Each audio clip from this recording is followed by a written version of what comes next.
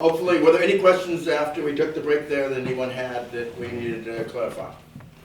Okay, if not, then we're gonna switch to, Mike is gonna present relative to what we do, okay? And try to give everybody in the room a flavor.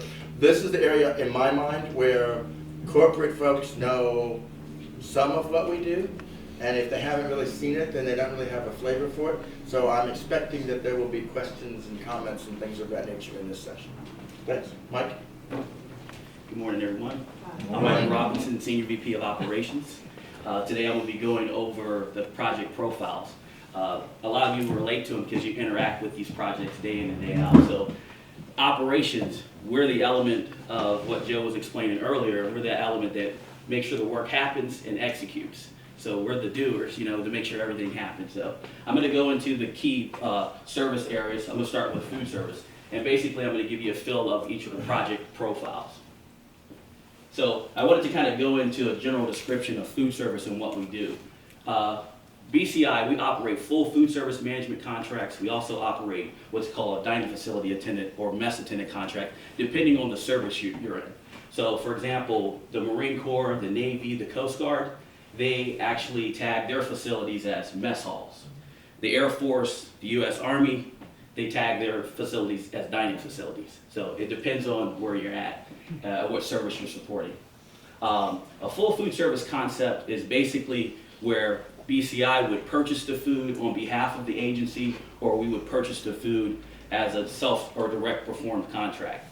A mess attendant contract would be, or DFA contract would be, where we buy the supplies, we clean the facilities, we may serve the food.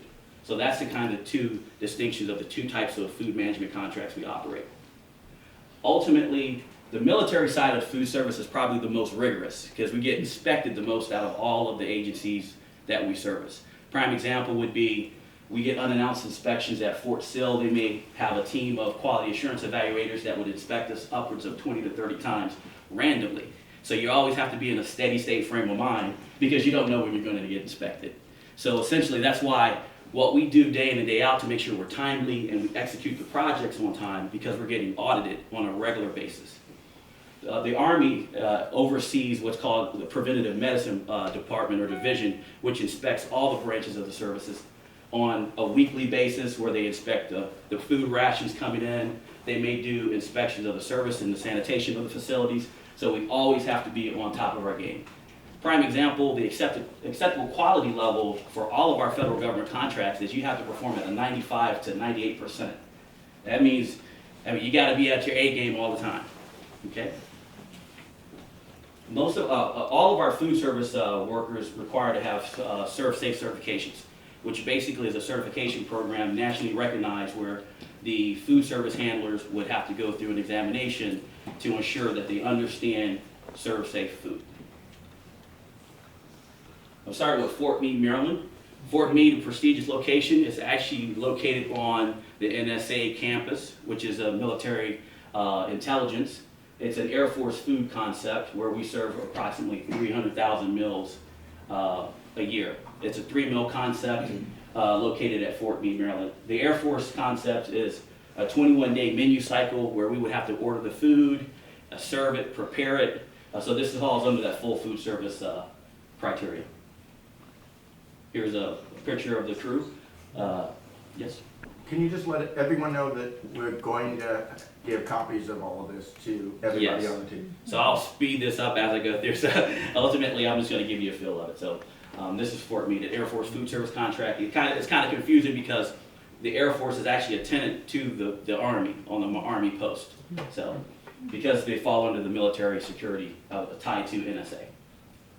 Fort Belvoir is Army Food Service. It's a smaller DFAC located in Virginia. We partner with JMG Services as enterprises, as everybody who's tied to that account.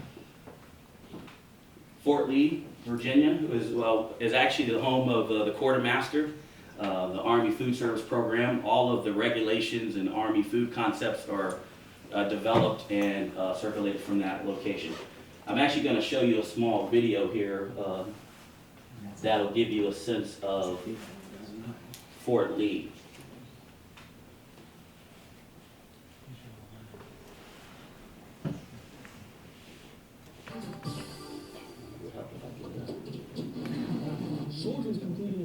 advanced individual training at the Army's Ordnance School in Fort Lee, Virginia, dine in a brand new dining facility, the largest in the Army. Do you have anything else? It's beautiful. They put a lot of work in this building. This state-of-the-art facility could Try this again.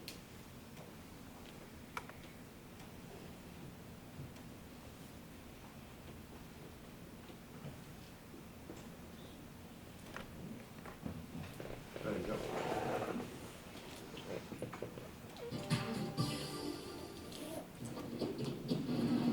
Soldiers completing their advanced individual training at the Army's Ordnance School in Fort Lee, Virginia, dine in a brand new dining facility, the largest in the Army. Do you have anything else? It's beautiful.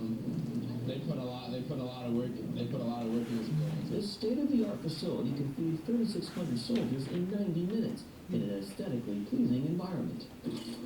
This is not institutional feeling, it's more modern feeling, so the soldiers enjoy it. Not only is the new facility pleasing to the eye, it has more room for soldiers to move about. They're not going to be bumping into each other with their bags and their Kevlars and their flak vests or anything like that. It's going to be better for them. The new dining facility at Fort Lee is a two-story facility, the first in the Army. Food is prepped downstairs and served on the downstairs lines, as well as taking up the elevator to the second floor serving lines. All total, each floor has 4 serving lines plus specialty lines for fast food type items and has 2 convenient tray return areas to help move soldiers in and out. You could just put your tray in there and walk right away without the hassle of putting your silverware in the right container.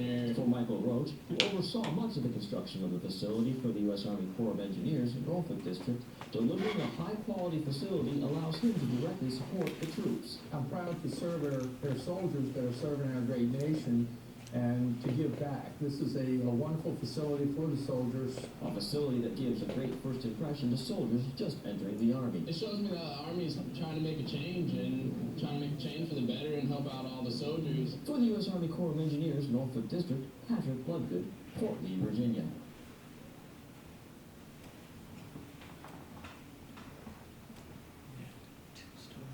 Yeah, it's a huge facility.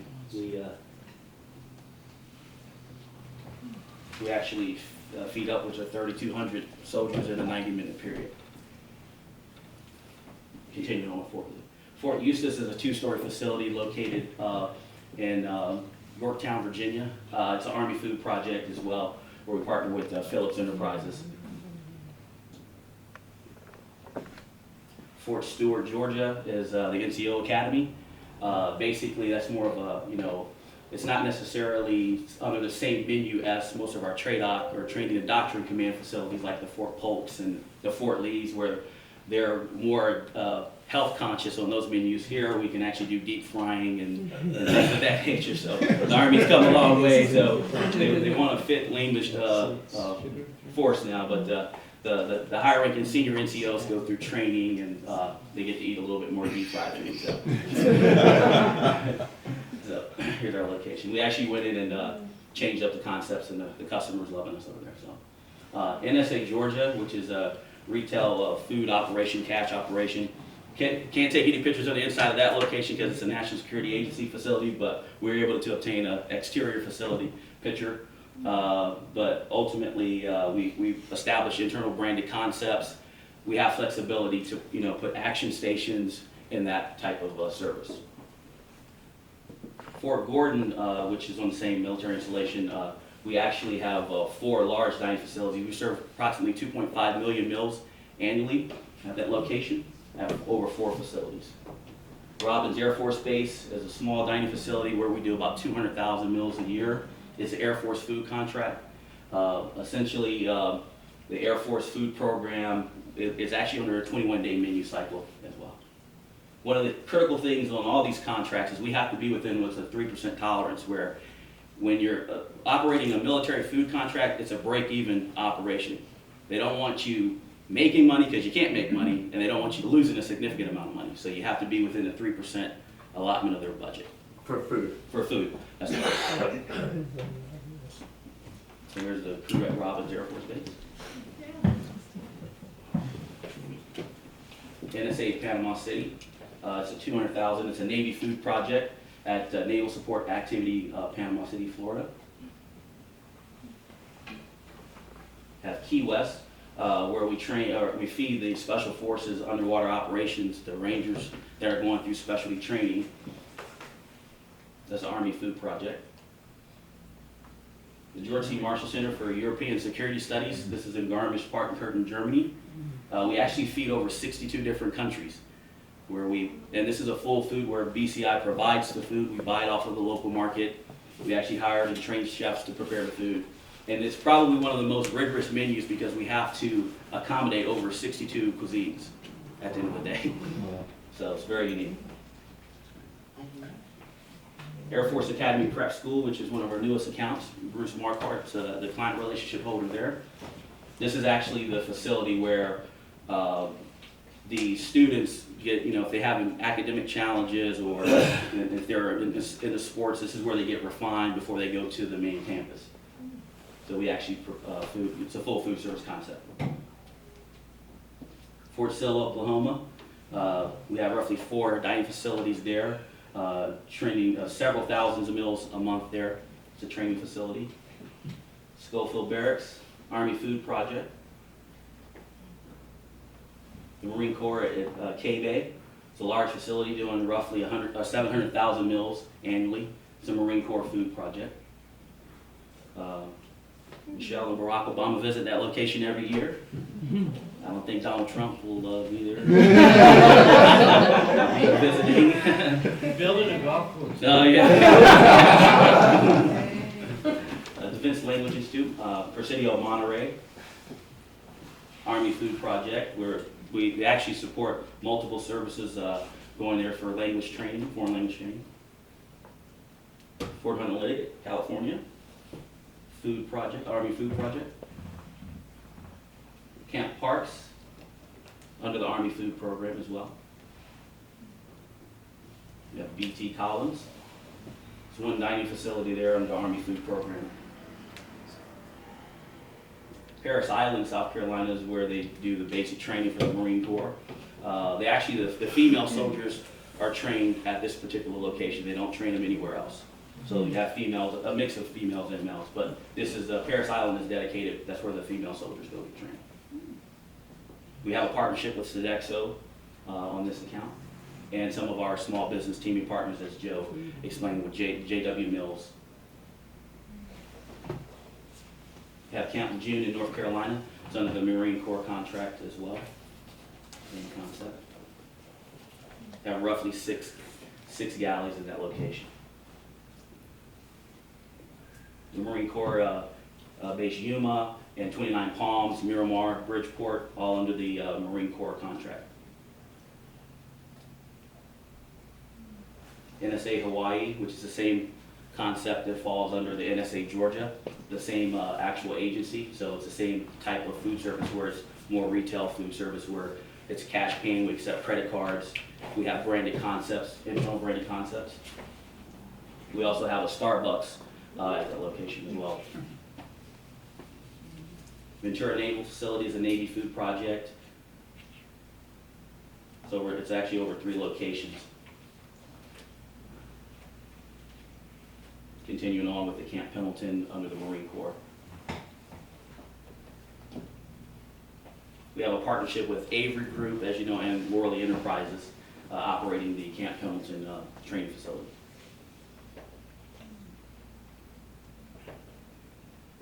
The VA, domiciliary, is basically, this is a unique contract where we have to provide nutritional analysis and dietary services. We ultimately review the menus, but, the VA would approve them. It's a full food service concept as well. I'm going into the janitorial and environmental services. Does anyone have any questions so far? I've seen some of the contracts are DFA, not full food service.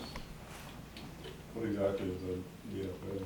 DFA is it's a dining facility attendant service contract where there's kind of a couple types where we would serve the food and clean the facility, or we would just clean the facility. And when I say clean the facility, we would just clean all the equipment, the floors, we would scrub the pots and pans. And then you have the DFA concept where we would actually serve the food and the military would be cooking. So we don't touch the food production, we don't run the storerooms, we just serve the food and make sure we reset, clean the facilities. And full food would be where we cook. Exactly, the full food would be where we would cook. We may purchase on behalf of the agency, so for example, at, let's say Fort Lee, the Army would set up the food account with what's called a prime vendor, and then we would hire the storeroom manager to order on that particular account. So we don't necessarily have to set up the food accounts. The Army would already have them set up. We just provide the talent to come in and place the orders on their behalf. And we manage the whole facility when it's full food service. And when it's dining facility attendant or DFA, the customer manages the whole dining hall. Okay, so they're giving us instructions for a piece as opposed to the whole. And so that's the real difference. So the DFA one is more alleged to be more cleaning and more almost janitorial within the dining hall. And the full food service one is everything. Mike, can you just describe like these dining halls and how big these properties are? You know, if you were to have somebody who would actually go to one, what they might see. Yeah, so for example, Fort Eustis is a 2-story facility. It's 63,000 square feet. So if you can kind of envision what 63,000 square feet, and it's a 2-story, so you have to manage that entire property. And that's including like the freezers, the storeroom, the exterior of the facility as well. But if you were to enter that base, you'd be how far away from that? I mean, how big is this? Yeah, these facilities, training facilities, there's hundreds and thousands of acres of property. In most cases, I always use the rule of thumb. If you ever want to find the dining facility, just look for the barracks. You look for the barracks, you're going to see the stacks, and that's where the dining facility is at. So, I think the Army really does it the best in terms of the layout because they do the best with the space. If you were to go to Camp Pendleton, these facilities are spread out all over the place. I mean, literally, you're talking 30 minutes to an hour drive just to. So for a project manager to be able to hit and do rounds in these facilities, it takes forever. Versus So like it's almost, these spaces are the size of a town. absolutely, there's cities within cities at the end of the day.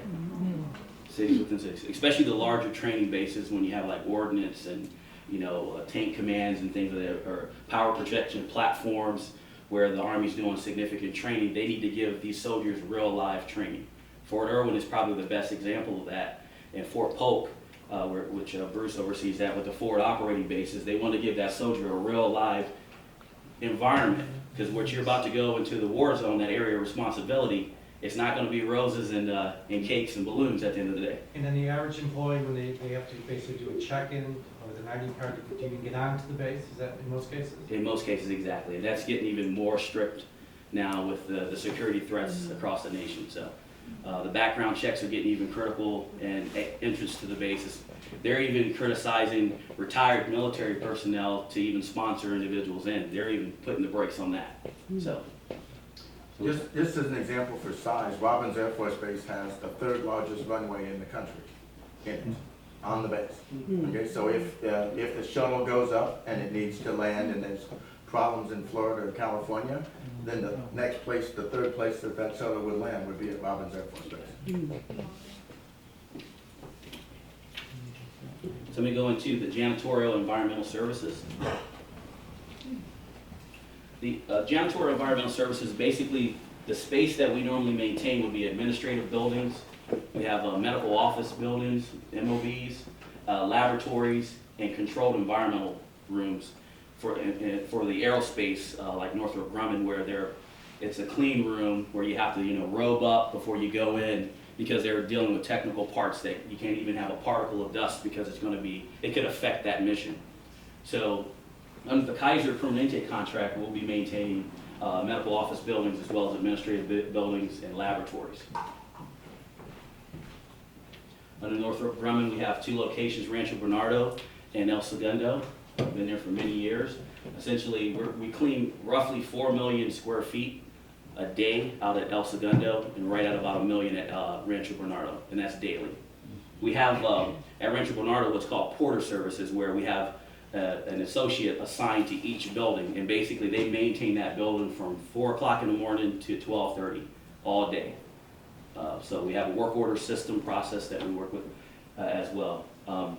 El Segundo, it's more of a manufacturing and warehousing space as well as office space. So Kaiser Permanente, the Mid-Atlantic, which is a recent award, we're going to be starting that the middle of August, or actually September now. It's right at 1 million square feet. It's a medical office building space which we clean daily. We have porter services there as well as team cleaning. It's roughly 17 medical office buildings throughout Maryland, and we're going to have about 120 employees that will operate that contract. McGuire Air Force Base is a small janitorial contract where we have warehousing. We take care of warehouse space.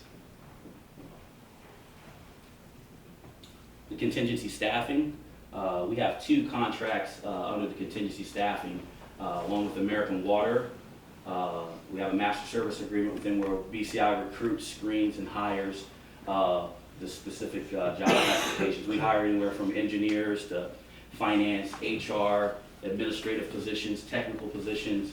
We've hired water meter readers, you name it. We recruit a whole gamut of positions to support this contract. Under the Verizon contract, more of the telecom side of the house, we support their wireless and wired divisions, where we're hiring similar profiles, more on the IT side, networking engineers, office clerks as well. And we also do the heavy and light industrial positions on this contract. On the American Water right now, we have roughly 10 active positions, ranging from administrative classifications. On armed security, we provide trained and certified unarmed security guards for Kaiser Permanente, PG&E, and Sempra. Most of the contracts we monitor the access control screening, closed caption TV monitoring.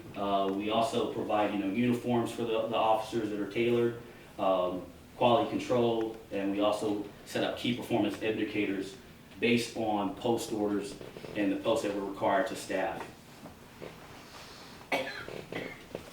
Under the Kaiser contract, we support the Mid-Atlantic, which is made up of Maryland, DC, and Virginia. We also support Georgia, Hawaii, and Colorado. And we're strategically positioning ourselves for Northern and Southern California as well to eventually self-operate those particular locations. Some pictures of our soldiers going through our soldiers picture of our security officers going through first responder training, and this is the team from the Mid-Atlantic. Oh, so for the Kaiser, there are more locations where BCI is going to take over from Securitas. That's still continuing. That's correct. That's correct.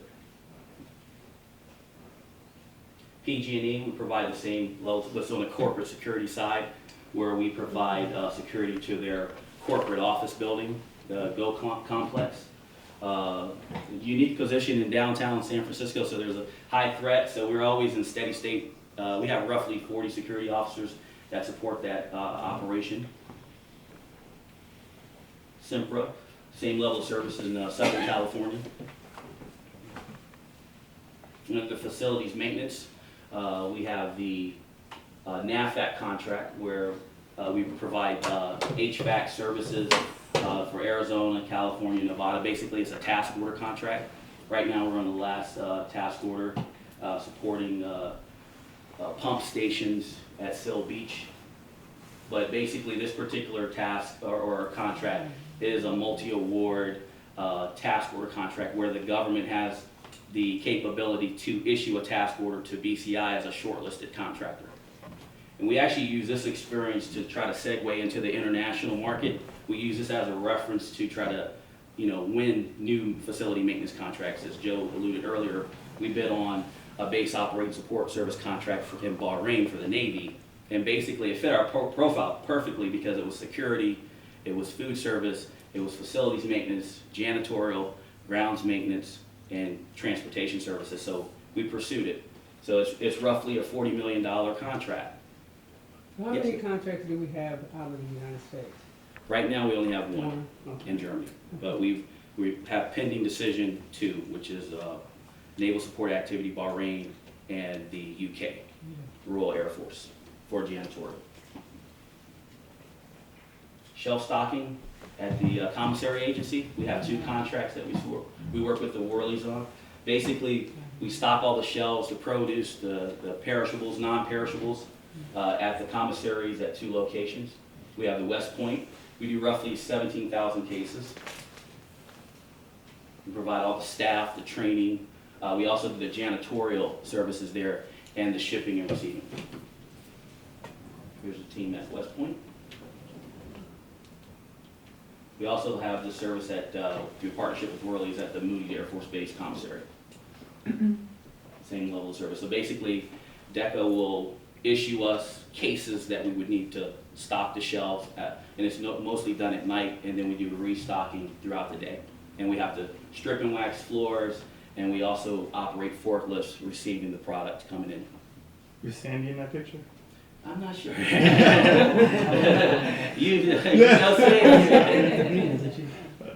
So that's the project profiles. Yay.